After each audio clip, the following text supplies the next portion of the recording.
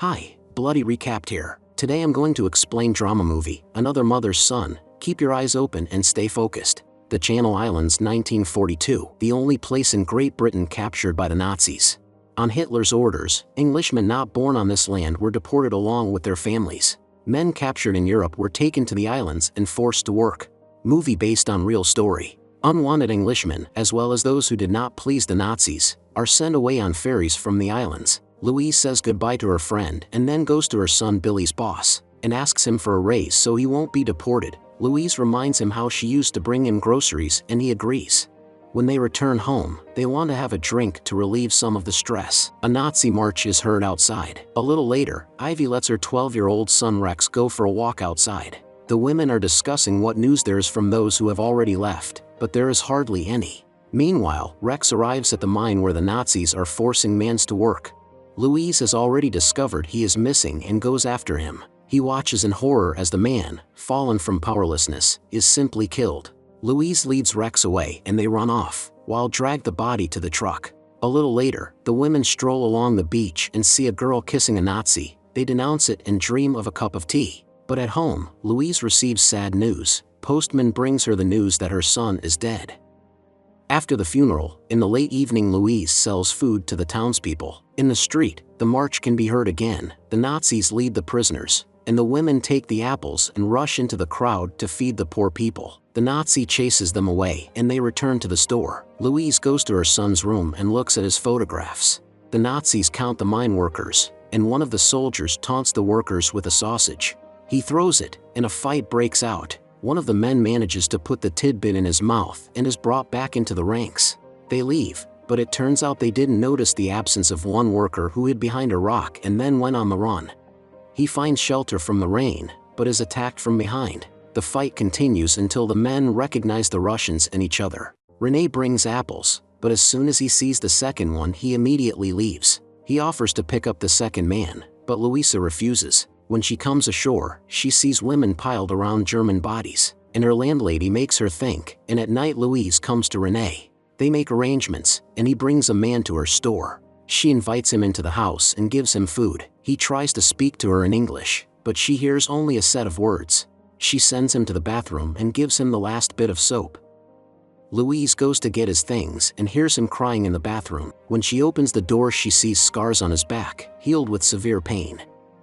At this time, a letter with a strange handwriting, addressed to the commander of the German army, is found in the post office. The man carefully opens it. The letter asks seeking at the first apartment on 78th Street, and especially to check the closet. The man brings it to the commander, but he instructs him to deliver the letter anyway, because the Nazis may come to them. Louise made the bed for the man and he called his name. It's Fedor, but Louise finds it easier to call him Bill and he agrees. She says goodnight and leaves. At the same second, a Nazi knocks on the door. He takes Louise outside and says something, but she doesn't understand him, just nods, and when he leaves, she quickly returns to the house. She goes to Rene and he tells her the story of Fedor's past escapes, and she agrees to let him stay with her longer, but tomorrow Rene must bring him some clothes. The next morning, when Billy is about to fix a dripping faucet, he sees a guest in the window from whom he tries to hide. But Arthur finds him and Louise asks him to step aside for a word, and Rex gets to know Billy. Arthur argues that it's too risky, but she's ready for those risks. And while they argue, Billy fixes the faucet. She teaches him English. Annie comes in and gives Louise a letter from her brother. A girl comes into her store with a Nazi who explains that he is not like the others, but Louise kicks them out anyway. In the evening, she hears a noise in the bedroom. It's Bill. He tells her that he went to art school in Moscow. She understands his interests and hands over a book of her husband's drawings and asks him not to come in here again. 1943. Bill is already an excellent reader of English. In the evening, he draws her portrait and even speaks to Louise. She's tired of waiting and wants to see if he's doing a great job, as if he has a gift from God. He becomes angry that she said this, for when his friends and even Louise's son were dying, there was no God. He snatches the portrait from Louise's hands and throws it into the fireplace, then calms down. Bill, as it turns out, broke her glasses and she went to church at night to pray for her son. When she returns home, she sees the glasses, which have been tried to be restored to their former appearance, but Billy himself is nowhere to be found. In the morning, she finds him in the chicken coop. She wakes him up and offers to drive to a store nearby. They drive through beautiful fields, but run into a Nazi post. Billy shakes with fear, but when the car in front moves, it scares the horse. And while the Nazis are distracted, Louise and Billy drive off. Arthur, meanwhile, decides to take the letter addressed to the warlord and tears it up and throws the rest into an urn. Behind him, the chief appears and asks for a report, and Arthur exhales. Louise's friend Harold helps make Bill's new papers, but gives for this a bottle of wine and guarantees the photographer that his daughter will write a perfect exam. Already at home, Louise sees Bill making love to Annie, but she bursts into the room and interrupts the process. Annie leaves at once, and Louise offers to go into town because it's not healthy to be cooped up. They arrive at the library, and Bill accidentally speaks English, but then corrects himself and speaks French. And he had to correct himself because he plays the role of her French nephew in town. When the librarian throws him a couple of phrases in French and hands him the book, Bill only replies yes. As Bill pulls out his wallet, an officer walks into the library and notices Bill's strange behavior. As they leave, the librarian tells the officer that he hasn't seen them here before. Louise suggests they go somewhere else, and an officer follows them. He catches up with them in an alley, gives them what Bill has forgotten and leaves, and he is already wetting himself with fear. Louise hugs him to hide it from the eyes of a passerby, and they return home. At the table, Bill wonders where Annie is missing. They tell him that she has been given a job at the factory and has moved in with her sister, so Ivy will take her place. He leaves the feast. When Louise comes ashore to look for firewood for the stove, Bill shows up and hands her a letter with a red letter. It turns out her son is alive and missing her meat stew.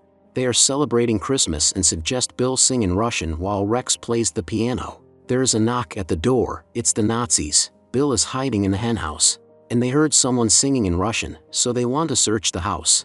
Harold shows up singing in Russian. He tells them he's a teacher, so he's developing in many areas. They promise to check and leave the family alone. Rex comes in for Billy, but at the house, they capture a family quarrel because Bill has put them all in danger. He promises not to cause any more trouble and leaves, and Rex is angry at Arthur for his words. In the room, Louise manages to convince Bill to stay. At night, the women come over, but the groceries are gone. Louise tells them that there was a small shipment last week, so she can't help. Bill wonders if it would be easier for her if he goes to church with her, and she agrees. On her way out, the landlady asks her to take Bill away because they could all be deported, but she doesn't agree, and angrily insults the girl who is waiting for her Nazi boyfriend. The girl says it wasn't her boyfriend who killed her son, and Louise slaps her in the face. Arthur, meanwhile, finds another letter to the warlord with information that the Lefantian family is suspicious and is hiding a Russian prisoner. A supervisor comes to Arthur and asks show for this man data on all employees. It's a routine check. In the archives, the Nazi checks his suit, but he was looking for a pen. After checking the ledger, he says goodbye to the Nazi and hurries to the letter he hid under the slab. But behind him appears the chief, who informs him that he sent the letter. Arthur waits for Louise at home and asks her to destroy everything related to Bill. They burn the evidence and she sees the guests off. And then she calls a number and asks Billy to get ready. They'll be coming for him any moment. It turns out he's going to be picked up by Matthew, who brings Louise groceries. Matthew promises to take him to safety, but they never speak again. On the way, they hear a march and hide behind a fence, the Nazis heading for Louise's house. They get out, and they are already knocking on her door. She lets them into the house and an active search begins for any evidence. But everyone reports that there is nothing in the house, and one soldier finds a book in the bedroom. It turns out to be a Russian-English translator, and there is a note from Fedor. They arrest her and take her out of the house. It turns out they arrested not only her, but the entire family. The girls are locked in a cell and begin to cry, but the sound of planes can be heard in the sky. They rejoice at their near victory. The military commander summons Louise to his office and interrogates her about Fyodor. She answers that no one knew about him. Again, the sound of planes is heard and she thinks she will be rescued, but the man notices her strange name and asks if she is Jewish, but she fucked him away and is taken away. Arthur brings her suitcases to her cell. Tomorrow is the trial, but he is not given a chance to defend her. During the trial, the sound of planes can be heard in the sky and she thinks of winning, but the court awards her 2 years in prison in Germany. In the cell, Louise rereads her son's letter, but they come for her and then send her to the van. Matthew brings word to Bill that she was taken away last night. Matthew promises that everything will be all right, but Bill screams that she will be broken and cries in his room. Northern France, August 1944. Among the prisoners in the wagon is Louise. She sees Harold, but he is not taken away like her. She takes tobacco from the man lying next to her and throws it to Harold, and wishes him happy birthday. And the carriage closes and the train moves on.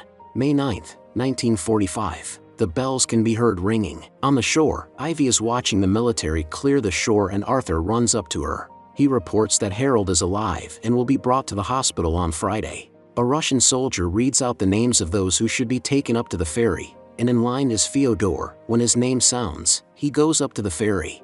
The family comes to Harold, but when they ask where Louis is, he keeps quiet. And we are shown how the Nazi dumps things in a pile and Louise's glasses end up there. The story ends with Louise dying in the gas chamber on February 13, 1945, 2 months before the camp was liberated. No one accused her of cheating on her family. Ivy stayed on the islands with Arthur and became the first woman elected in Jersey. Harold became the only British survivor in Belsen. Thanks to his testimony, many Nazi criminals went to jail and to the death penalty, and he returned to his career as a teacher, received many medals, and lived until 1985. Fedor, also called Bill, lived with Louise for 2 years, and when he returned home was discriminated against by the Soviet state. He survived, married and lived until he was 70. Louise's son Ralph survived the war and first met Bill at the unveiling of a plaque in Jersey to celebrate his mother's bravery. Louise Gould, 1891 to 1945. The length of time is not measured by time, but by deeds. Support the channel by subscribing, like and turn on notifications. Thank you for watching. Bye-bye.